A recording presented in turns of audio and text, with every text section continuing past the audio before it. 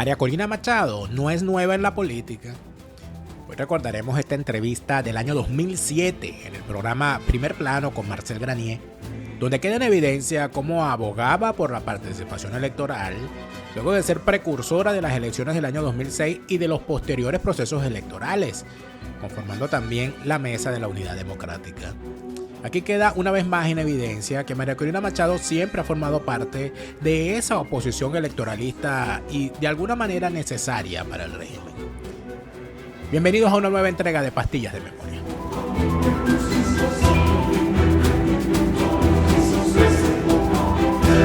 Buenas noches, amigas y amigos de RCTV. Durante los últimos 6 años hemos visto un proceso acelerado de implantación de una dictadura en Venezuela. La destrucción sistemática de instituciones, la perversión del Estado de Derecho y últimamente todos estos procesos antijurídicos de persecución de ciudadanos, de detención de ciudadanos sin fórmula de juicio, sin atención al debido proceso y a las normas constitucionales que rigen la libertad y la justicia en el país. Hemos visto cómo soldados son masacrados en sus cuarteles, presumiblemente por elementos infiltrados del G2 cubano. Hemos visto la aparición de unos supuestos paramilitares sin que hasta ahora ni el ministro de la Defensa ni el ministro del Interior, a pesar de que ambos son generales en jefe, hayan podido explicarle al país claramente qué es lo que está pasando. Hemos visto cómo la narcoguerrilla colombiana ha penetrado en Venezuela y mantiene una relación de intimidad con el gobierno nacional.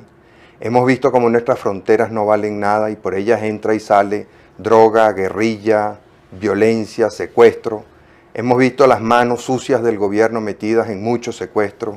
Hemos visto cómo el presidente de la República ha renunciado a un territorio, a unos derechos sobre un territorio que tanto le costó a Venezuela restablecer después de más de 50 años de olvido, y no pasa nada. Hemos visto un deterioro terrible de las instituciones, un fiscal, un contralor, un defensor del pueblo que trabajan para el presidente, una asamblea que no cumple con sus responsabilidades y sus deberes, un Tribunal Supremo de Justicia sometido a la voluntad presidencial. Más del 80% de los jueces son provisionales y por lo tanto tienen que defender su cargo dictando sentencias favorables a los deseos, a la voluntad del jefe de Estado. Pero también, en contraste, hemos visto una Venezuela maravillosa, una Venezuela joven, pujante, que está luchando por sacudirse esta dictadura de encima, por lograr una nueva manera de entendernos entre los venezolanos, por evitar que terminemos de perder la paz que tanto costó en Venezuela. Entre esas manifestaciones maravillosas, una de las más interesantes es la organización Súmate. Y hemos invitado esta noche a María Corina Machado para que nos hable un poco de Súmate. ¿Qué es Súmate? ¿Qué representa? ¿Por qué nace Súmate? ¿Qué persigue Súmate? ¿Qué pretende Súmate?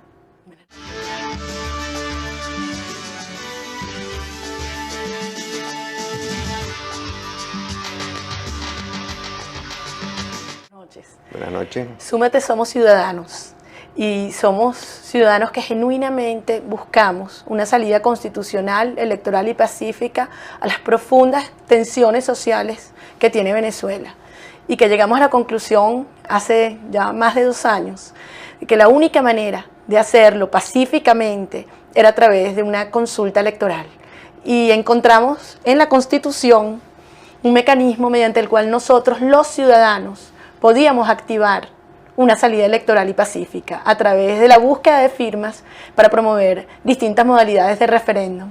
Y en eso tenemos 2 años.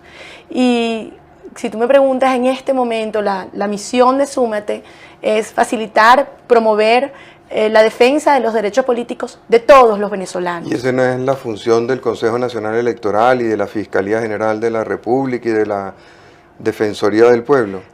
Bueno, tú dijiste al principio que las instituciones estaban profundamente debilitadas. Yo siento que los ciudadanos hemos perdido la confianza en las instituciones y de allí que expresiones como Súmate cobran importancia y adquieren confianza por parte de los ciudadanos. Sin embargo, y a pesar de que yo espero que en corto tiempo logremos fortalecer nuevamente las instituciones y hacer que todos los ciudadanos vuelvan a confiar en ellas, creo que va a haber un rol importantísimo para los ciudadanos organizados. Yo siento que a pesar de lo doloroso y los inmensos sacrificios que nos ha representado este proceso a tantos venezolanos, una experiencia o un aprendizaje muy positivo es que los ciudadanos debemos organizarnos, debemos defender nuestros derechos y debemos hacer respetar nuestros espacios de las organizaciones y las instituciones del Estado y de las estructuras partidistas tradicionales que sin lugar a dudas hacen falta en la democracia, fuertes y modernizadas,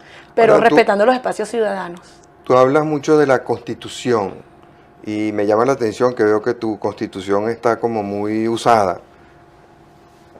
¿Qué confianza tienes tú en que ese librito que el propio presidente de la República llama con mucho desprecio la bicha pueda tener alguna aplicación en Venezuela?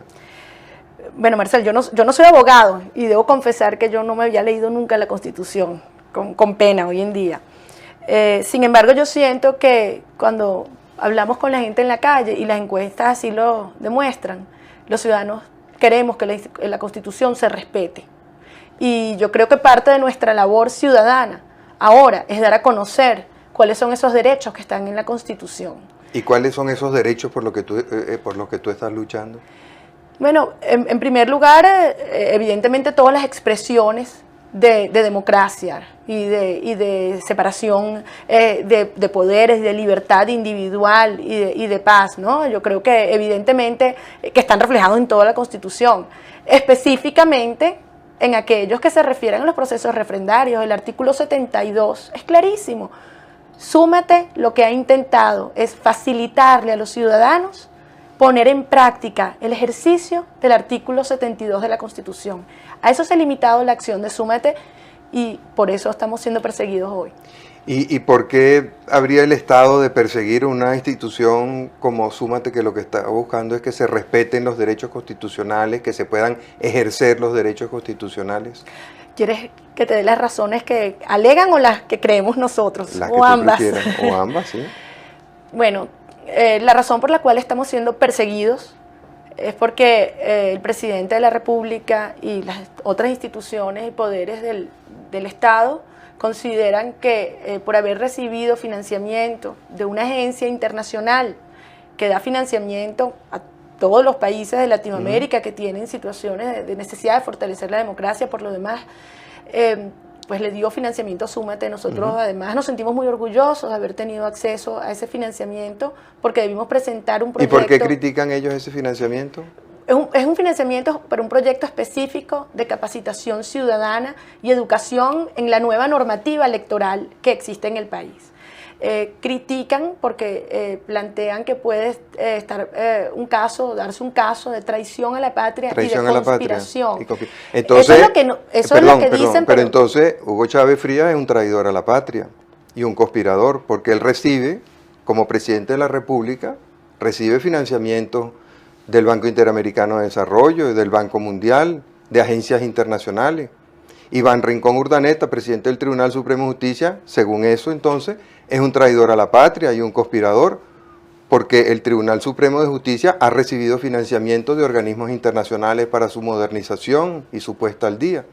Entonces, ¿por qué Súmate, por recibir financiamientos del exterior, es traidor a la patria, pero Hugo Chávez Frías, por recibir financiamientos del exterior o por dar financiamientos al exterior como se los da a Cuba, no es traidor a la patria? A mí me encantaría que el fiscal o la procuradora pudiera responder esa pregunta, porque sin lugar a duda nuestra conclusión es que la razón por la cual estamos siendo perseguidos no es obviamente porque haya ningún evento cuestionable en lo que hemos hecho, muy por el contrario. ¿Ustedes han rendido cuenta del dinero que reciben? Efectivamente, además, como tú sabes, estos organismos son muy rigurosos y Súmate en todas sus actividades financieras está siendo auditada por una empresa extranjera independiente, de manera que podamos darle tranquilidad y garantía a todas las miles, porque son más de 40.000 personas al día de hoy que nos han dado aporte financiero. Pero ese no es el aporte fundamental de Súmate. ¿Cuál es el aporte fundamental? El recurso fundamental de Súmate es el talento de la gente.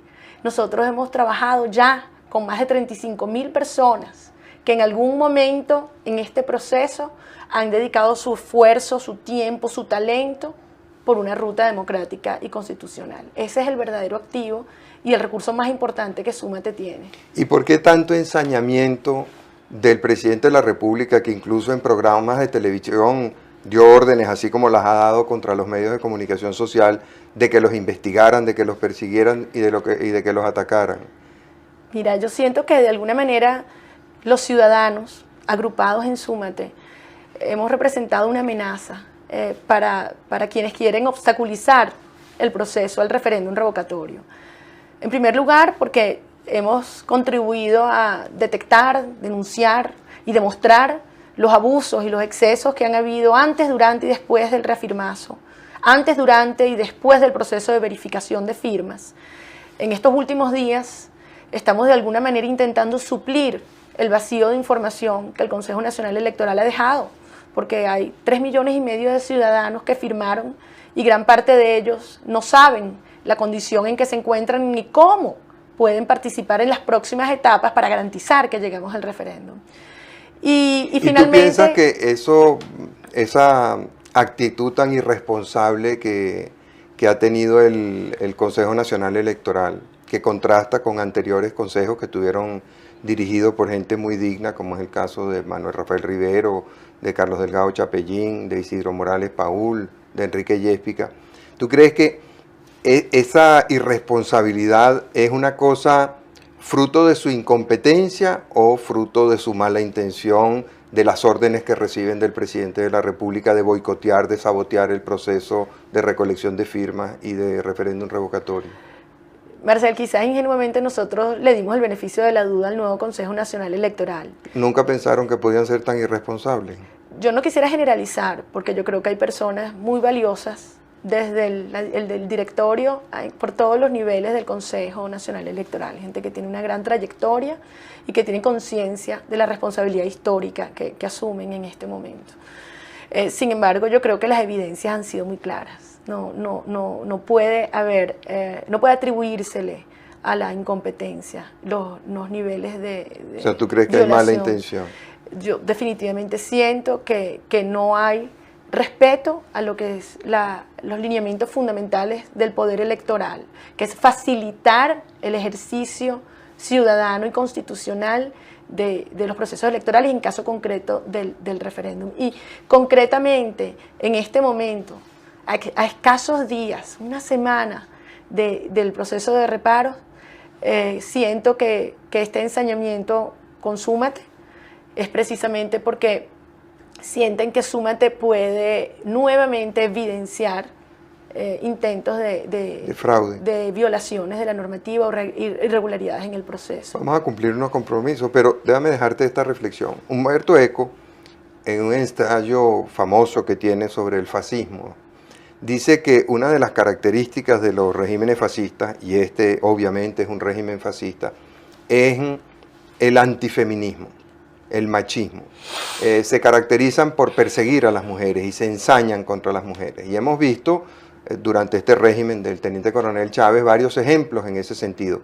Mujeres que han sido vapuleadas por efectivos militares que luego son aplaudidos y condecorados por el presidente de la República, mujeres que son torturadas, mujeres que son amenazadas. Tenemos el caso reciente, vergonzoso, de cómo asaltaron la casa de Blanquita de Pérez, y donde vive ella con su hija, y incluso hubo hasta episodios, en medio de lo grotesco del episodio, momentos en que ella tuvo que frenar a algunos de aquellos bandoleros que querían robarse cosas en la casa, etc. Entonces te pregunto, ¿tú sientes que la persecución contra Súmate es porque Súmate puede poner en evidencia los fraudes que han venido cometiendo prácticamente desde que llegaron al cargo la mayoría que domina el Consejo Nacional Electoral? Pero también pudiera ser esta cosa fascista que Eco describe con con mucha claridad, ¿no? De la persecución a las mujeres, el ensañamiento contra las mujeres, el no permitir que las mujeres jueguen ningún papel descollante en la sociedad. Vamos a cumplir unos compromisos y ya regresamos.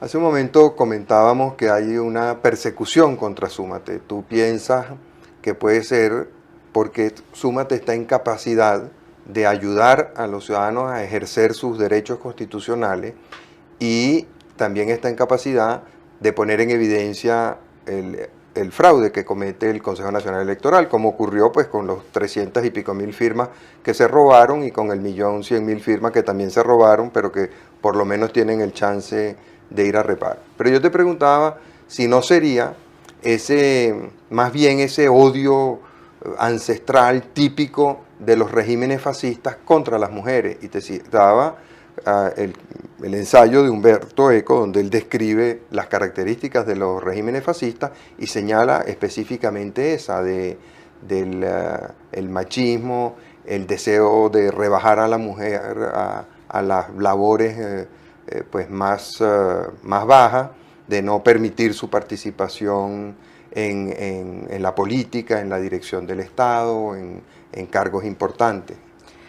Mira, yo te confieso que yo me declaro incompetente para interpretar las motivaciones del gobierno y los distintos miembros del mismo. Pero si ese fuera el caso y el planteamiento de ECO estuviese sustentado en esta situación, creo que se van a ver en un grave aprieto. ¿Por qué? Porque yo siento que las evidencias que hemos tenido en esta sociedad, donde además históricamente las mujeres han jugado un rol importantísimo, como no solamente madres y proveedoras de afecto y educación, sino en muchos casos y en muchos hogares proveedores de recursos materiales también.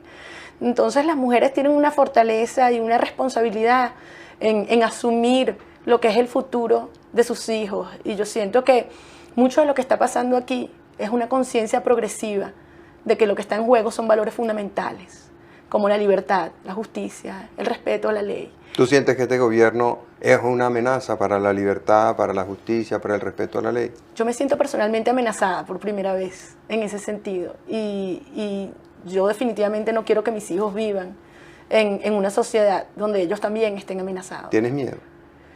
Todos los días, ¿cómo no? Sin embargo, yo creo que llega un momento que a veces pienso que quizás quienes se oponen a este proceso tienen más miedo que nosotros, porque al fin y al cabo nosotros somos hasta cierto punto sustituibles, cada uno individualmente. Sin embargo, pienso que los millones de ciudadanos que se resisten a perder la democracia y la libertad como un todo son indomables.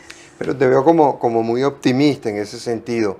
Yo veo como este régimen ha venido durante casi 6 años ya violando sistemáticamente el ordenamiento jurídico, destruyó la convivencia, que era uno de los valores más importantes de los venezolanos, esa capacidad de sentarnos a conversar con cualquiera, de tomarnos una cerveza, o de montar una fiesta, o de jugar una partida de dominó, de pelota.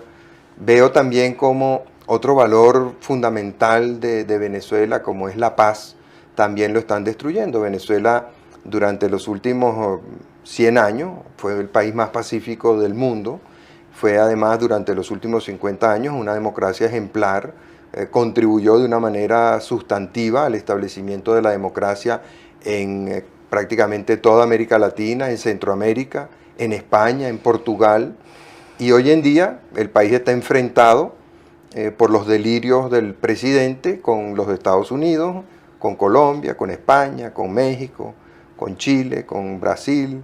Estamos al borde de una guerra. El presidente ha incluso convocado un Consejo Nacional de Defensa con 5 años de retraso. Lo convocó y lo tiene en sesión permanente porque según él, o según sus delirios, él piensa que Venezuela está amenazada por una invasión. Nunca ha podido precisar de quién va a venir la invasión, porque al principio supuestamente era de Colombia, después se echó para atrás con la visita de la canciller colombiana. Ahora acusa a los Estados Unidos, pero tampoco ha mostrado ninguna prueba. Vemos el país invadido por agentes del G2 cubano, invadido por narcotraficantes, por secuestradores, por unos supuestos paramilitares. Entonces, yo me pregunto, ¿dónde está esa fuerza en la que tú sientes tanto optimismo? Yo siento que las reiteradas obstaculizaciones al proceso del referéndum no han sido gratuitas para el gobierno. Yo creo que, como tú mencionas, se ha visto obligado a violaciones cada vez más graves del régimen legal. Se ha visto en la obligación de incluso deslegitimar instituciones nacional e internacionalmente, como el propio Consejo Nacional Electoral, como la Sala Constitucional, como las mismas Fuerzas Armadas. Pero por otra parte, yo siento que la sociedad democrática ha ganado mucho en este proceso. Y no me refiero solamente por el crédito internacional, que sin lugar a duda hoy lo tiene. Hay una percepción internacional acerca de la dura lucha que los ciudadanos queremos llevar adelante de manera pacífica, que siento que hace unos meses no era tan clara. Pero yo siento que internamente hemos logrado algo. Si bien tenemos muchas divisiones, hay algo sobre lo que el pueblo venezolano está unido, y es el referéndum revocatorio. De un lado o de otro. Incluso personas afectas al presidente Chávez ven en el referéndum revocatorio la posibilidad de encontrarnos todos y resolver pacíficamente nuestras diferencias. Ahora, fíjate, el referéndum revocatorio es una figura que, en mi opinión, inventó Chávez para justificar la extensión del periodo constitucional y la reelección. De manera que desde el principio me da la impresión de que eso fue una trampa, que él nunca tuvo intención, aunque hay imágenes que lo muestran a él en el año 99 y en el año 2000 retando a los gobernadores y alcaldes de la oposición a que aceptaran el referéndum, que se midieran el referéndum para ver si de verdad eran tan populares como ellos pensaban. Pero tengo la impresión de que fue toda una farsa desde el principio. Quizás, pero entonces probablemente fue una subestimación de la capacidad de movilización y la madurez del pueblo venezolano. Nosotros, cuando se aprobó la Constitución, probablemente no teníamos la más remota idea de en qué consistía el referéndum revocatorio y, sin lugar a duda, cómo eran los requisitos para instrumentarlo. Sin embargo, progresivamente nos hemos ido educando y yo creo que hemos llegado a la conclusión, una parte significativa, importantísima, y de nuevo, no solamente quienes adversan al presidente, también quienes lo apoyan, en llegar a la conclusión que es la opción que tenemos para evitar la violencia en el país. ¿Tú piensas que si no hay referéndum el riesgo de violencia es muy grande? Sin lugar a duda, sin lugar a duda. Y esa es la motivación. ¿Es una opinión personal o es algo que tú sientes que has vivido en la calle? Ambas. Yo creo que es sin lugar a duda una convicción personal.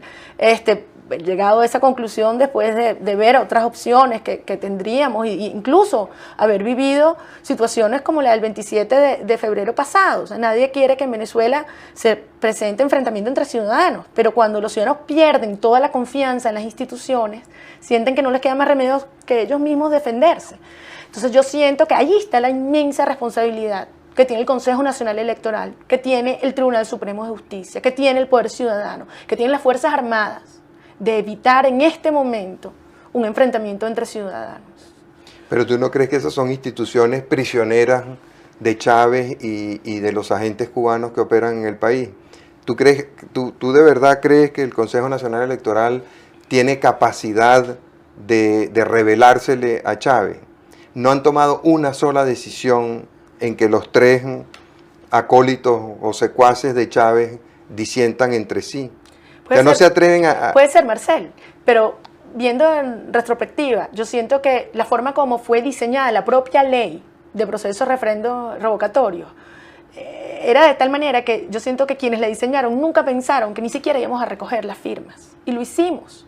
Pero fíjate cómo se recogieron las firmas, 3.400.000 y pico, no tuvieron la más mínima vergüenza en desaparecer 370.000 y en robarse 1.100.000. Sí, pero no se imaginaron nunca que íbamos a ser capaces de detectar dónde estaban los abusos, denunciarlos y demostrarlos. Hoy en día, todos en Venezuela, quienes firmaron y quienes no firmaron, incluyendo el propio Consejo Nacional Electoral y las demás instituciones, saben que las firmas están. Bueno, los que primero lo saben son los del Consejo Electoral, claro, porque ellos las vieron. Evidentemente. Y lo saben los organismos internacionales. Pero fíjate la desfachatez, la caradura con que salen y dan sus declaraciones. Pero no han podido evitar que nosotros, en escasos 5 días, acudamos a un proceso de reparo, donde ahora sí es verdad que está en manos de los ciudadanos la posibilidad de una salida pacífica y electoral.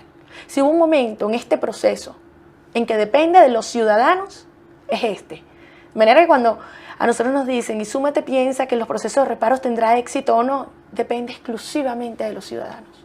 Si los ciudadanos creen en la democracia y quieren defenderla, y acuden, por lo tanto, masivamente, organizadamente, cívicamente, pacíficamente, al proceso de reparo, va a ser inevitable que se logre el éxito en el proceso y va a ser muy difícil para el Consejo Nacional Electoral desconocer los resultados. Y fíjate, eso a lo mejor entonces es lo que explica este desbordamiento, esta especie de enloquecimiento del presidente y sus secuaces en los últimos días. Hemos visto cantidad de ciudadanos que han sido detenidos, arrestados sin el cumplimiento de las fórmulas legales, gente que ha sido torturada, gente que ha desaparecido.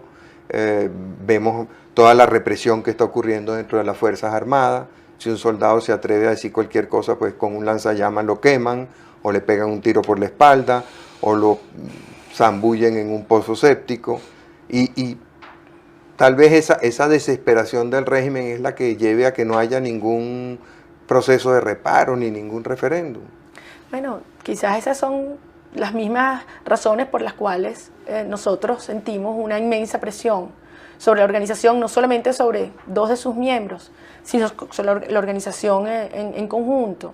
Hemos recibido mensajes o información de que existen riesgos de allanamiento de nuestras sedes, incluso aplicando la justicia militar, lo cual sería aberración desde cualquier punto de vista. Bueno, aberraciones peores que esas hemos visto. Fíjate que la utilización de la justicia militar es otra de las características de los regímenes fascistas. A los regímenes fascistas no les gustan los jueces civiles, no les gusta el poder civil, les gusta someterlo todo a una autoridad militar. Y hemos visto cómo se usan procedimientos militares para intimidar. Mira, está el caso de Patricia Poleo, un periodista, pretenden juzgarla por sus opiniones en un tribunal militar. O sea que, ¿por qué te extraña? No, bueno, o sea, desviaciones de la justicia y de la justicia. Probablemente no debería extrañarme, quizás es cuando a lo mejor porque eres muy joven. O cuando uno se le van acercando, ¿no? Te vas dando cuenta de la magnitud del drama, de la aberración. Sin embargo, yo sí quiero insistir en que cualquiera de estas cosas que ocurran, hay por detrás, en mi modo de ver, y yo estoy realmente convencida de eso, tal grado de participación y de motivación de los ciudadanos, que no importa cuáles de nosotros intenten ponernos fuera del juego, habrán miles de ciudadanos convencidos y ávidos de asumir esa responsabilidad. Y en lo que Súmate respecta, nosotros estamos preparados para cualquier contingencia de esta naturaleza. Incluyendo esos allanamientos militares y todo eso. Incluyendo ese tipo de allanamientos, porque de nuevo somos ciudadanos y somos miles de ciudadanos en todo el país. Pero fíjate, ayer por ejemplo estaba viendo, allanaron la casa de un señor porque se sospechaba que ahí había tenido lugar una reunión entre civiles y militares. Se presentaron sin orden de allanamiento, sin fiscal, no le permitieron tener sus abogados y terminaron llevándose una botella de whisky medio vacía que me imagino sería para celebrar con los cachitos del general Rincón. Y no pasa nada. Bueno, está pasando, es lo que yo siento. ¿Tú crees que yo creo que hemos recorrido un camino importante. Yo creo que si vemos hacia atrás, efectivamente, cada día los obstáculos son más grandes y las violaciones son mayores. Sin embargo, yo siento que estamos mucho más cerca. Tenemos por delante dos pasos concretos en la ruta democrática. El primero es este jueves, comienzan los reparos. Viernes, sábado y domingo, todos los venezolanos que creen en la democracia debemos apoyar el proceso de reparos. Y una vez que logremos el éxito en este proceso, el 8 de agosto es el referéndum revocatorio. Yo creo que esta fuerza ciudadana que se ha ido generando va a ser muy difícil de contener. Creo que tiene un nivel de madurez y de conciencia del momento que vivimos que nosotros mismos nos sorprendemos. Si tú supieras la cantidad de manifestaciones de apoyo, de solidaridad, de ánimo que nosotros recibimos todos los días, o sea, para nosotros es realmente, era insospechado darnos cuenta el grado de conciencia que había en el país de lo importante que es este proceso. Y yo quiero aprovechar para insistir en que estos 3 próximos días todos los venezolanos, los 3,5 millones de venezolanos que firmaron, deben participar. Tenemos algo concreto cada uno que hacer. Yo digo, aquellas personas cuyas firmas fueron consideradas válidas por el Consejo Nacional Electoral, deben tener conciencia que para que su firma sea válida, tenga valor, los reparos tienen que tener éxito. Estas personas pueden ayudar ubicando a personas reparables que no conozcan su estatus o que no conozcan dónde les toca reparar. Estas personas pueden ofrecerse como voluntarios. Nosotros tenemos en este momento 3 sistemas de información a los ciudadanos a través de un teléfono 800-0800, y aprovecho y digo 0800-41-00041. Todo ciudadano que tenga dudas sobre su estatus debe llamar e informarse y ver exactamente qué es lo que le toca hacer ese día. 0800-41-00041. Ese es el número. También aquellos que tienen sistemas de teléfono celular, enviando un mensaje de texto con su cédula al número 1515. O también por la página web de Súmate, que es súmate.org. Hemos intentado buscar esos mecanismos, como decía, para suplir un poco los vacíos de información que ha debido llevar adelante el Consejo Nacional Electoral. Bueno, más bien el Consejo Nacional Electoral lo que está es censurando la información y la propaganda sobre este tema. ¿A qué temen? Yo creo que le temen a los ciudadanos. Le temen a los ciudadanos organizados, a los ciudadanos con convicciones, a los ciudadanos con esperanza. Porque yo creo que de esto se trata, ¿no? De no perder la esperanza a pesar de las agresiones. Vamos a cumplir unos compromisos. Al regreso, quisiera que viéramos 2 cosas. Una, cómo se va a desarrollar el proceso que comienza el jueves. Porque hay mucha gente, ya que el Consejo Nacional Electoral ha descuidado de una manera flagrante sus responsabilidades, mucha gente no sabe qué es lo que tiene que hacer, ni a dónde tiene que acudir. Y otra cosa, entre las características de los regímenes fascistas, hay otra muy interesante, y es el amenazar a los ciudadanos con quitarles la nacionalidad. En días pasados vimos un ejemplo grotesco de esto, cuando la Asamblea Nacional aprobó, con la mayoría del MBR, por supuesto, una solicitud de quitarle la nacionalidad a varios periodistas y empresarios venezolanos, algunos de ellos venezolanos por nacimiento. En el caso mío, por ejemplo, yo no tengo sino la nacionalidad venezolana y no tengo opción ni chance de ninguna otra nacionalidad que no sea la venezolana. Entonces, a mí me preocupa que me quiten la nacionalidad porque quedaría apátrida. Entonces, quisiera preguntarte cómo te sientes tú con eso, porque a ti también pudieran quitarte la nacionalidad y hasta donde yo sé, no creo que tengas opción a ninguna otra nacionalidad. Van a llegar primero, yo digo que lleguen primero Guaycaipuro antes de conseguirme otra nacionalidad. Otra nacionalidad. Entonces, pero como vemos que son muchos los elementos del fascismo que están cada día más activos, ¿no? La persecución política, la utilización de la justicia militar, el odio contra las mujeres, la privación de la nacionalidad. Hay otra de la que no hemos hablado que también te afecta a ti, que es la persecución contra los jóvenes. O sea, como los jóvenes representan la esperanza, representan el futuro, los fascistas odian a los jóvenes. Y hemos visto también ejemplos grotescos de jóvenes que han sido militantes, por ejemplo, de Bandera Roja, de Primero Justicia, que han sido hechos presos sin fórmula de juicio, apaleados, torturados y luego tirados a la calle para que quede el testimonio de lo que le puede pasar al joven que se atreva a disentir del régimen y de las órdenes del teniente coronel. Entonces, al regreso quisiera que también habláramos de eso. Ya regresamos.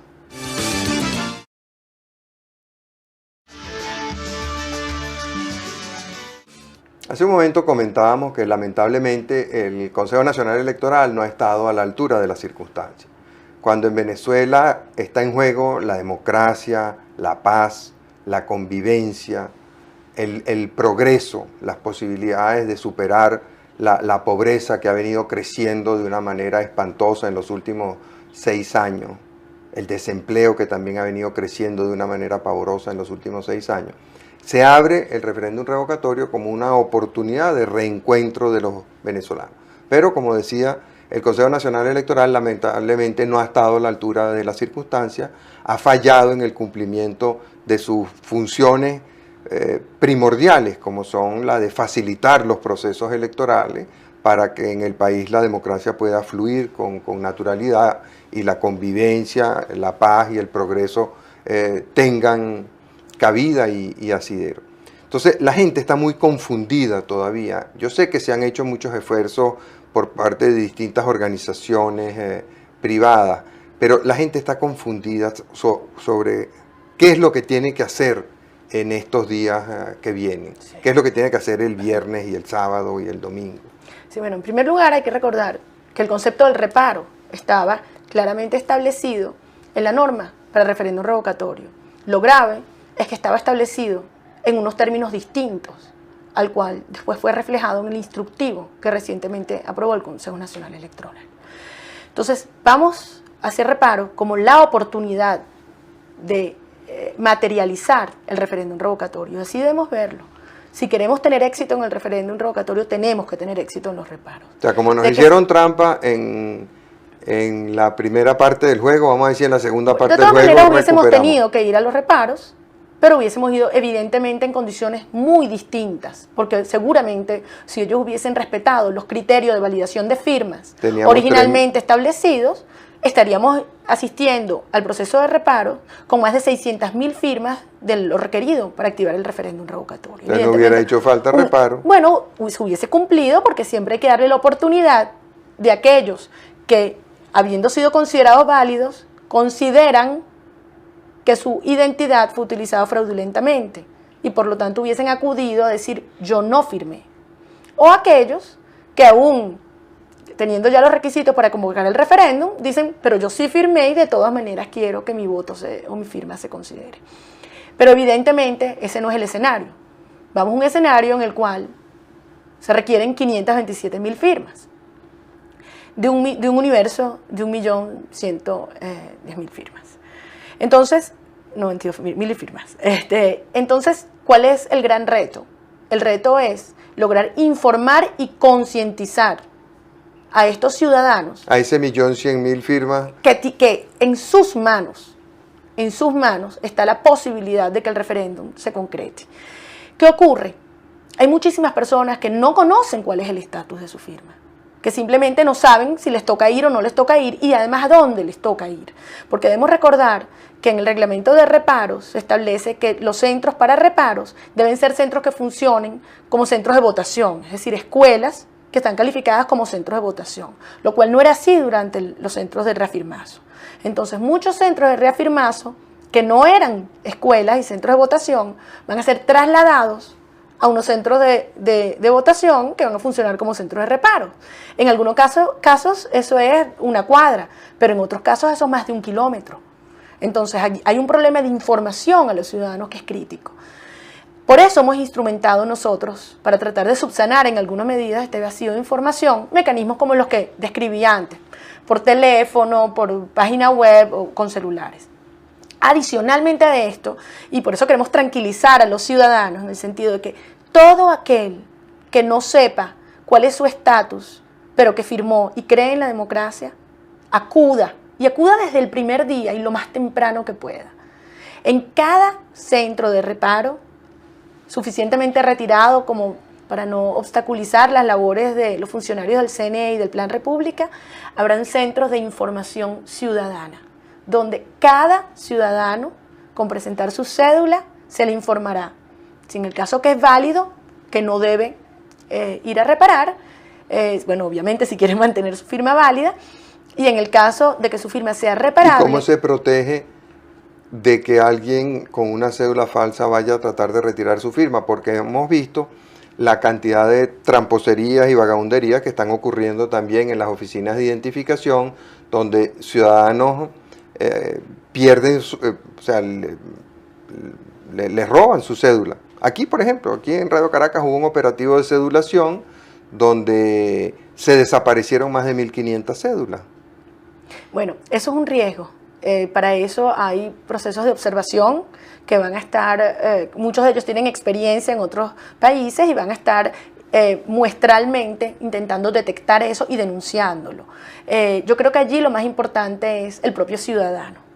Cada ciudadano debe estar consciente de que no es solamente su firma la que debe defender, sino en la medida de lo posible contribuir a la transparencia del proceso. Perfecto. Por ejemplo, en el caso de mi familia, a mi esposa y a mis hijos les anularon su firma, las consideraron planas. Tú ves las planillas donde, pues afortunadamente, no gracias a los pícaros del Consejo Nacional Electoral, sino gracias a que hubo organizaciones como Súmate que se ocuparon de documentar el proceso, ellos pudieron ver sus planillas en fotocopia y no hay ni una sola con letra igual. De las que ellos consideraron como firmas planas o con caligrafía asistida, al hacer una auditoría interna de ese universo, el 54% no son planas. Entonces no solamente que es un criterio aplicado de una manera injusta, porque bueno, criterio que no existe en la ley. Claro, porque no existe, se inventó después. Sí. Pero es que además se aplicó erróneamente. Bueno, el pícaro es pícaro, el vagabundo es vagabundo. Pero fíjate, en el caso de ellos es muy fácil, ellos les pusieron, por supuesto que se los dificultaron lo más que pudieron, tienen que firmar más de 2 kilómetros de donde firmaron originalmente, pero ellos ya saben. Pero en el caso mío, la firma mía es válida. Alguien pudiera presentarse con mi cédula, entonces yo también, yo por lo menos pienso ir. Claro, no, y además porque además ese día habrán muchas actividades logísticas y de organización en la cual necesitamos contar con todos los ciudadanos cuyas firmas sean válidas o cuyas firmas hayan sido desconocidas, porque la única forma de que la voz de esos ciudadanos, que ni siquiera su firma ha sido contada, sea escuchada, es que acudamos al referéndum revocatorio. Pero ese día, perdón que precise, yo quiero informarle a todos los ciudadanos que aquellos que van a reparo, necesitamos que primero acudan a los centros de información ciudadana, porque allí a cada persona le vamos a informar en qué página y en qué renglón se encuentra su firma a ser reparada, de manera que podamos agilizar el proceso.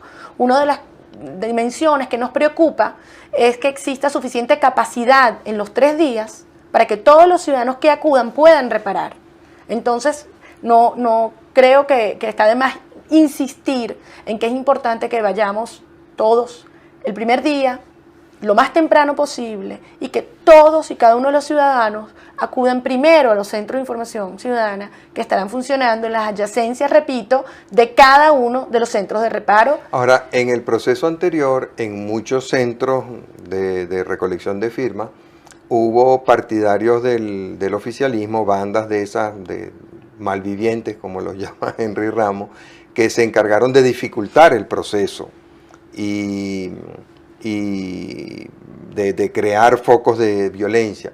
En aquel momento no tuvieron éxito, pero ¿qué garantía tenemos de que esta vez tampoco tengan éxito? Fíjate, fueron incidentes serios, pero fueron muy pocos.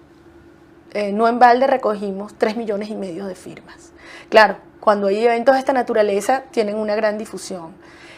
Además encontramos que hay una correlación entre la asistencia de la gente y la imposibilidad de hacer daño. Mientras más ciudadanos acudan, más difícil es impedir el proceso de reparo. Por lo tanto, tu planteamiento de que aquellas personas cuya firma ha sido considerada válida de todas maneras acudan y acompañen, compartan, respaldan, lleven en muchos casos y faciliten y ayuden a quienes tienen que reparar. Recordemos que muchas de las firmas que van a reparo corresponden, de hecho, de las que van a reparo, 314,000 responden a personas que firmaron en planillas itinerantes. Entonces estamos hablando de muchos ancianos, incluso de personas enfermas, que deben ahora físicamente acudir a los centros de reparo. Entonces ya hay una tarea concreta, importantísima, para que todos los demás ciudadanos cuyas firmas son válidas realicen esos días. Yo creo que si hay una participación masiva de ciudadanos, acompañado con una misión de observación electoral internacional sin precedentes. Es la misión electoral más importante en la historia de la Organización de Estados Americanos, con participación del Centro Carter, y entiendo que vendrán además muchas personalidades, jefes de Estado o incluso de centros electorales de otros países. Va a ser difícil. ¿Por qué tanto interés en este proceso electoral venezolano? ¿Qué temen? Yo creo que hay una conciencia internacional de lo que está en riesgo en Venezuela. Estamos... de nuevo regresamos al punto inicial, ¿no? ¿Tú crees que estos locos sean capaces de declarar una guerra, por ejemplo? Yo creo que no lo sé, creo que queremos evitar que alguien sea capaz de desconocer la voluntad ciudadana manifestada de manera contundente, mayoritaria e inequívoca entre el 28 y el 30 de mayo. Y eso solamente lo podemos evitar los ciudadanos venezolanos, ¿no? De eso se trata. Ya terminando, nos quedaba el tema de estas manifestaciones del fascismo que vemos reiteradamente en el caso venezolano. Y yo te decía, una, ya hablamos de ella, es la persecución de las mujeres. Otra que me preocupa, la persecución de los jóvenes. En el caso de Súmate me da la impresión de que es una organización mayoritariamente formada por jóvenes. Y el tema de la privación de la nacionalidad, o sea, están jugando arriado en términos beisboleros. Súmate es una organización de espíritu joven, pero tenemos gente y ciudadanos de todas las edades. Y aquellos ciudadanos menos jóvenes nos han dado unas lecciones de mística y trabajo y talento que a mí me ha hecho sentir muy orgullosa de ser venezolana y de compartir con ellos. Bueno, mientras seas venezolana, porque corres el riesgo de quedarme sin nacionalidad como tú, porque no tengo ninguna otra opción. Yo quiero insistir, Marcela, en que efectivamente las presiones de las que estamos siendo objeto en estos días son muy difíciles de entender, cuando uno en su conciencia sabe que lo único ¿Cómo va a ser que difícil de entender? El presidente dio una orden por televisión de que los persiguieran y el fiscal, que debería ser el que los protege, pone a una señora que fue socia de su bufete, que trabajó en el gobierno con Venezolana de Televisión, que ha trabajado con él, que tiene relaciones económicas y profesionales con él, a perseguirlos. Entonces todavía te extraña. Me extraña en la medida en que tenemos tan tranquila nuestra conciencia y sentimos que es tan transparente lo que hemos hecho, la forma como han sido violados nuestros derechos constitucionales. Como el artículo 49 de la Constitución, que textualmente nos da el derecho a la legítima defensa, al debido proceso, y cómo nosotros estamos siendo investigados a nuestras espaldas, no tenemos acceso al expediente, no sabemos de lo que se nos acusa, se nos niega el derecho a los medios, el tiempo, que está establecido literalmente en la Constitución. Eso me sorprende. Evidentemente. Ahora, las dictaduras fascistas no creen en la Constitución. Por eso la llaman la bicha. Pero tampoco creen ¿Qué más señal de desprecio quieres pero tú? No creen en la determinación de los ciudadanos. Yo creo que lo subestiman. Y en todo caso subestiman a la de este pueblo. A mí no me queda la menor duda. Yo creo que tendremos retos por delante gigantescos y vendrán momentos difíciles. ¿Tú confías que Súmate estará a la altura? Yo sé que los ciudadanos de Súmate responderán a las expectativas y la esperanza de los venezolanos. Y están preparados para cualquier eventualidad. Estamos preparados para cualquier eventualidad, aunque algunos de nosotros no estemos en ese momento haciendo lo que quisiéramos hacer.